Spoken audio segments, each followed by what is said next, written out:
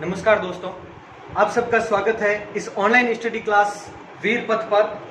आज के इस वीडियो में हम खारे पानी की झीलों का पार्ट सेकंड पढ़ेंगे। इससे पहले पिछले वीडियो में हमने सांबर झील कंप्लीट कर ली और उससे पहले खारे और मीठे पानी की सभी झीलों के बारे में सामान्य परिचय पढ़ा था, उनकी लोकेशन पढ़ी थी। तो सांबर झील के बारे में एक एक पॉइंट करने के बाद में अब शुरू करते हैं पार्ट सेकंड। इसमें कुछ एक झीलों के बारे में हम पढ़ेंगे। तो पचपदरा झील सबसे पहले शुरू करते हैं। अभी तक सब्सक्राइब नहीं किया तो जरूर कर लें और शेयर करें अपने दोस्तों के साथ में। अब पचपदरा झील जो सांबर के बाद में काफी प्रमुख है राजस्थान की झीलों में से, तो उसके बारे में करते हैं चर्चा। तो पचपदरा झील कहां पर है? बाड़मेर। पचपदरा झील बाड़मेर। अब इसके निर्माण की बात अगर आती है तो ये कहा जाता है कि एक पंचा नामक भील था। पंचा नामक भील द्वारा निर्माण करवाया गया।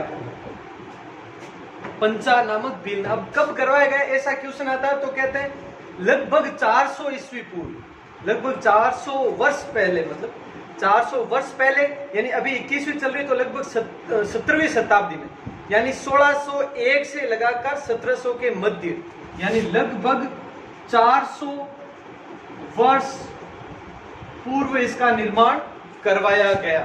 तो ये ध्यान रखें, पंचा नामक भील ने करवाया।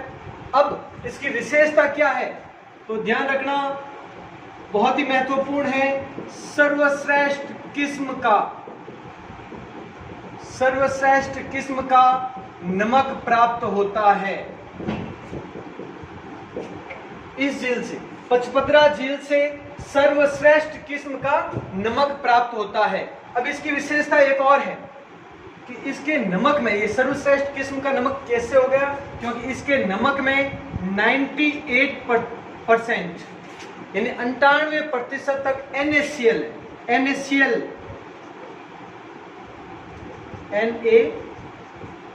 की मात्रा पाई जाती है, यानी नाइट्रोजन क्लोराइड की मात्रा है वो कितनी पाई जाती है? 98% तक पाई जाती है। तो ध्यान रखें, सर्वश्रेष्ठ किस्म का नमक है क्योंकि इसके नमक में 98% तक NaCl पाया जाता है, यानी सोडियम क्लोराइड। पूरा नाम है इसका सोडियम क्लोराइड। नेक्स्ट पॉइंट, यहां पर खारवाल जाति के लोग हैं, वो मोरली झाड़ी द्वारा, ध्यान रखें, मोरली झाड़ी द्वारा नमक तैयार करते हैं, उत्पादित करते हैं। खारवाल जाति के लोग, कुछ जगह पर तो ये लिखा भी खारवाल जाति के लगभग 400 परिवार है वहां इस झील के, पचपदरा झील के आसपास है। खारवाल जाति के 400 परिवार रहते हैं, उनके द्वारा ये मोरली झाड़ी के द्वारा नमक तैयार किया जाता है। तो ये हो गया पचपदरा झील पर नमक प्राप्त करने से संबंधित। अब यहां पर वायु प्रवाह पद्धति से भी नमक तैयार किया जाता है। वायु प्रवाह पद्धति द्वारा भी नमक उत्पादित होता है। महत्वपूर्ण है, वायु प्रवाह पद्धति द्वारा भी नमक किस झील पर बनाया जाता है? तो वायु प्रवाह पद्धति से पचपदरा झील पर नमक तैयार किया जाता है। नेक्स्ट, वायु प्रवाह पद्धति से नमक हो गया। इसके अलावा, और हाँ, यहां से जो नमक प्राप्त होता है, इस नमक को, यानी वायु प्रवाह पद्धति से जो नमक प्राप्त होता है उस नमक को रेस्ता कहा जाता है। इस नमक को क्या कहते हैं? रेस्ता। ध्यान रखना, इस नमक को रेस्ता कहा जाता है, वायु प्रवाह पद्धति से प्राप्त नमक को। और देखो, यहां पर कुओं से भी सिंचाई, कुओं से नमक तैयार होता है, कुओं बनाकर। तो यहां पर कुएं बनाकर नमक प्राप्त किया जाता है। यहां पर कुएं बनाकर नमक प्राप्त किया जाता है। तो ध्यान से समझें, इन कुओं को, जो कुएं बनाए जाते हैं, अलग अलग कुएं में अलग अलग परतें बनाई जाती है, जिससे वो नमक उत्पादित होता है, पहले ऊपर अलग फिर नीचे अलग किस्म का। तो इन कुओं को कोसिया कहा जाता है। ध्यान से समझें, कोसिया कहते हैं। अब इसमें और पॉइंट समझा आप।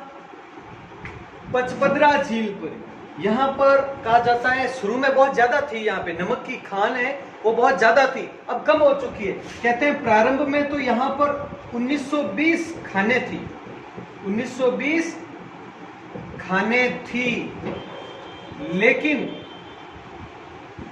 वर्तमान में कितनी है? लेकिन वर्तमान में सिर्फ 197 रह गई है। 197 खाने ही उपलब्ध है, ध्यान रखें। और ये हीरागढ़ क्षेत्र में ज्यादा है। देखो, हीरागढ़ में अधिक, हीरागढ़ में ज्यादातर ये खाने नमक की खाने हैं। हीरागढ़ कहां पर है? सीधा है झील बाड़मेर में तो है, और इस झील के किनारे ही नमक उत्पादित होता है ज्यादातर। ये खाने हीरागढ़ में, तो हीरागढ़ बाड़मेर में ही होगा, ये तो सीधा सा है। तो हीरागढ़ गांव है बाड़मेर में, इस झील के पास में ही। तो वहां पर, क्योंकि जरूरी ये एक सिर्फ एक गांव के किनारे नहीं, क्योंकि इसकी कुल लंबाई 25 किलोमीटर है, ध्यान रखना। इस झील की लंबाई, इस झील की कुल लंबाई लगभग 25 किलोमीटर है। पॉइंट लिखना आप, 25 किलोमीटर है इसकी लंबाई लगभग। और एक इसमें पानी है, वो नित्यवाही जल स्रोतों से प्राप्त होता है। नित्यवाही जल स्रोतों से खारा पानी प्राप्त होता है।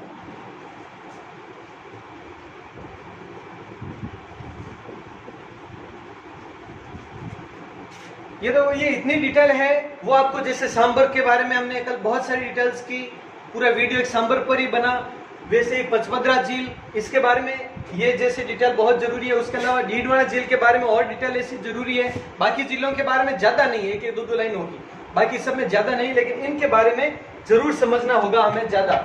इसमें देखो, तो ध्यान रखना, इसका निर्माण पंचा भील ने लगभग 400 वर्ष पूर्व इसका निर्माण किया। सर्वश्रेष्ठ किस्म का नमक प्राप्त होता है किस झील से? पचपदरा झील से। और इसमें 98% NaCl यानी सोडियम क्लोराइड पाया जाता है। ध्यान रखना, सोडियम क्लोराइड 98%। इसीलिए ये अच्छा है। जितना क्लोराइड की मात्रा, देखो क्लोराइड की मात्रा जितनी ज्यादा होगी वहां से नमक उतना ही अच्छा होगा। और सल्फेट है, और सोडियम है, और फ्लोराइड है, वो जितना ज्यादा होगा वहां पर वो नमक खाने योग्य नहीं बचेगा, जो कि डीडवाना झील में है। डीडवाना झील में सल्फेट की मात्रा ज्यादा होने के कारण खाने योग्य नहीं है, वो पढ़ेंगे हम डीडवाना में वैसे। और इसमें अच्छा है खारवाल जाति, ये ध्यान रखना, खारवाल जाति के लोग मोरली झाड़ी द्वारा नमक तैयार करते हैं। वायु प्रवाह पद्धति से भी नमक तैयार होता है यहाँ पर, जिसको रेस्ता कहा जाता है, जिस झील को रेस्ता कहा जाता है। यहाँ पर कुएं बनाकर भी नमक प्राप्त किया जाता है, जिनको कोसिया कहा जाता है। उन कुओं को कोसिया कहा जाता है। प्रारंभ में यहाँ पर 1920 खाने थी, लेकिन वर्तमान में सिर्फ और सिर्फ 197 खाने ही बची है। हीरागढ़ में सबसे ज्यादा खाने हैं, 25 किलोमीटर इसकी लंबाई है, और नित्यवाही जल स्रोतों से प्राप्त होता ही है, बाड़मेर में है, तो ये ध्यान रखना। इसके बाद में देखें, अपने स्क्रीनशॉट ले लिया है तो देखें आप इधर, यहां पर हमने कल सांबर झील पढ़ा, फिर अभी पचपदरा झील झील पढ़ लिया बाड़मेर। उसके बाद में यहाँ की कुछ एक जिला, रेगिस्तानी मरुस्थलीय प्रदेश की जो जो जिले हैं प्रमुख, उनके बारे में थोड़ी चर्चा कर लेते हैं। यहाँ पर हम जैसलमेर की झीलें, बीकानेर की झीलें, जोधपुर की और चूरू की, ये इनके बारे में अभी कंप्लीट कर लेते हैं इसी वीडियो में। और आगे नागौर और सीकर की जिले हैं वो आगे और देखेंगे हम। तो पहले ये देख लेते हैं अब, तो शुरू करते हैं।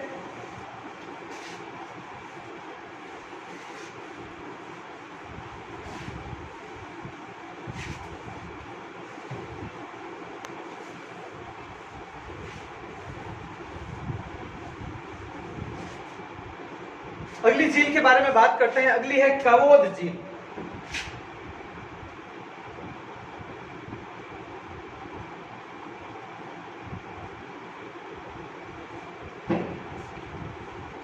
कावोद झील के बारे में बात करते हैं। कावोद झील कहां पर है? जैसलमेर में सबसे पहला। अब इसके बारे में और है क्या प्रमुख चीज वो समझें। अगर देखो इससे पहले हमने जो पढ़ी थी पचपदरा झील श्रेष्ठ नमक प्राप्त होता है, तो अगर यहां पे आता है आयोडीन की दृष्टि से, आयोडीन की दृष्टि से श्रेष्ठ नमक, ये अगर क्वेश्चन आ जाए तो वो कावोद झील, जैसलमेर की इस कावोद झील से आयोडीन की दृष्टि से श्रेष्ठ नमक प्राप्त होता है, ये ध्यान रखना आप। तो कावोद झील के बारे में ये एक ही पॉइंट ध्यान रखें आप, महत्वपूर्ण। उसके अलावा झील है वो पोखरण झील। पोखरण झील कहां पर है, बस इतना सा ध्यान रखना। और सबको पता है कि पोखरण झील है वो जैसलमेर, क्योंकि पोखरण जैसलमेर। पोखरण किसके लिए प्रसिद्ध है आपको पता होगा, परमाणु परीक्षण अभी तक जितने भी किए गए हैं पोखरण में ही किए गए हैं। तो पोखरण जैसलमेर, इसमें यह ध्यान रखना खारे पानी की है या मीठे पानी की, ये जरूर पूछ लेते हैं। कई बार आ जाता है कि निम्न में से कौन सी झील है, खारे पानी की है या मीठे पानी की, या क्रम दे देते हैं 3-3, 4-4 झीलों का कि निम्न में से कौन सा क्रम खारे पानी की झीलों का है या मीठे पानी की। तो उस टाइम ध्यान रखना, क्योंकि ये तो इजी क्वेश्चन है। पोखरण झील कहाँ, ये तो इजी क्वेश्चन ऐसा नहीं आता है, ध्यान रखना। अब ये हो गई जैसलमेर की, अभी हमने बाड़मेर की, जैसलमेर की हो गई। अब बीकानेर की बात कर लेते हैं। तो बीकानेर में सबसे पहले लूणकरणसर,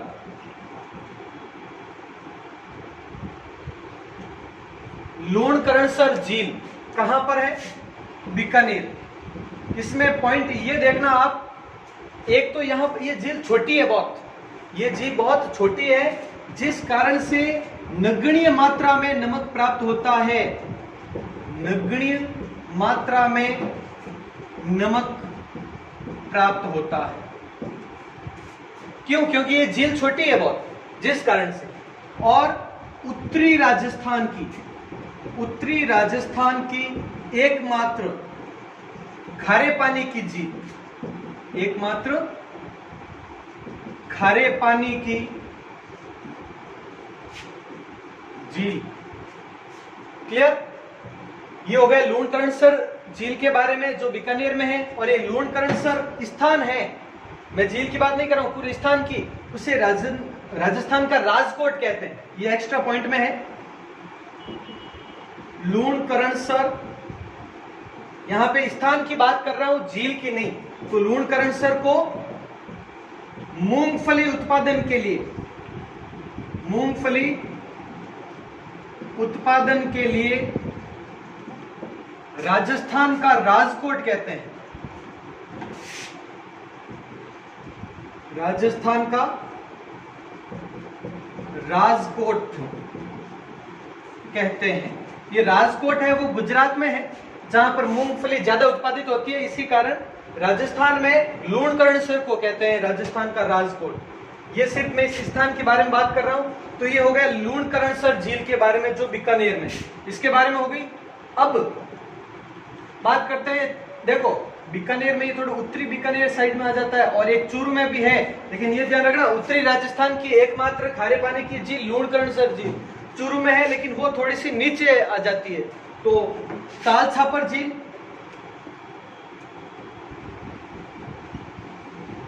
ताल छापर झील, इसमें बस इतना सा ध्यान रखना है कहां पर है, चूरू में है। यहां पर जो अभ्यारण्य है, अभ्यारण्य महत्वपूर्ण है, झील के बारे में ज्यादा डिटेल नहीं मिलती। झील में इतना ही है कि ताल छापर झील खारे पानी की झील है जो कि चूरू में स्थित है। इसके अलावा जो भी डिटेल्स है वो अभ्यारण्य से संबंधित है वही है। यहाँ पर अभ्यारण्य स्थित है जो कि काले मृग हेतु प्रसिद्ध है, ये आपने पढ़ा भी होगा और भी पढ़ेंगे आगे अभ्यारण्य के डिटेल में। झील के बारे में भी वही है, अलग ज्यादा कुछ नहीं है, तो ध्यान रखना। ये ताल छापर, इस स्थान को छापर द्रोणपुर भी कहा जाता था, द्रोणाचार्य के समय यहाँ पर बहुत प्रसिद्ध था ये स्थान, वो हम डिटेल पढ़ेंगे ताल छापर अभ्यारण्य के बारे में, क्योंकि वो पूरे स्थान की डिटेल है, सिर्फ झील की नहीं। तो ये हो गया ताल छापर झील के बारे में। अब बात करते हैं जोधपुर में। जोधपुर में तो आपको पता है, एक तो फलोदी झील,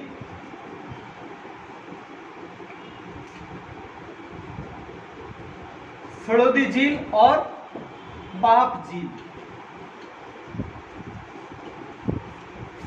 ये दोनों झीलें है कहां पर? जोधपुर में। इनके बारे में भी ज्यादा डिटेल तो कुछ नहीं, खारे पानी की है। फलोदी है सबसे शुष्क स्थान है, ये पढ़ चुके हैं हम। फलोदी है सबसे शुष्क स्थान है, सूखा स्थान है। और बाप, ये दोनों तहसीलें भी हैं और इन दोनों में जिले भी है, दोनों खारे पानी की। बाप, यहाँ पर आपको पता होगा कि राजस्थान का प्रथम कोयला संयंत्र स्थित है। राजस्थान का प्रथम कोयला संयंत्र यहीं पर स्थापित किया गया था। तो ये कुछ एक पॉइंट है। तो अभी तक जो हम पढ़े हैं, एक तो सांबर झील, कल पूरी डिटेल, उसके बाद में अभी हमने पचभद्रा झील पढ़ी, उसके बाद में कावोद झील, पोखरण झील, लूणकरणसर झील, ताल छापर और जोधपुर की ये झीलें पढ़ी है हमने अभी खारे पानी की। अब जो बची है वो एक तो नागौर की चारों, जिसमें डीडवाना सबसे प्रमुख है, तो नागौर और सीकर की तीनों, रेवासा, कछोर, प्रीतमपुरी वगैरह, ये नागौर और सीकर की ये 7 जिले हैं। इनमें डीडवाना के बारे में जैसे अभी पचभद्रा का था तो थोड़ी डिटेल है, बाकी के बारे में 2-2, 3-3 लाइनें, ज्यादा कुछ नहीं है। तो वो जिले हम अगले वीडियो में पढ़ेंगे, ताकि वीडियो ज्यादा लंबा भी नहीं हो और एक दिन में ये मैटर याद हो जाए, और आप अन्य सब्जेक्ट भी पढ़ रहे हो तो वो भी कवर हो जाए, ज्यादा लोड नहीं पड़े। तो नेक्स्ट वीडियो में हम जिले, खारे पानी के जिले कंप्लीट कर देंगे, उसके बाद में मीठे पानी के जिले शुरू करेंगे। तो ठीक है, आप ये नोट डाउन कर लें, आराम से लिख लें। ठीक है, फिर मिलते हैं अगले वीडियो में। जय हिंद, जय भारत।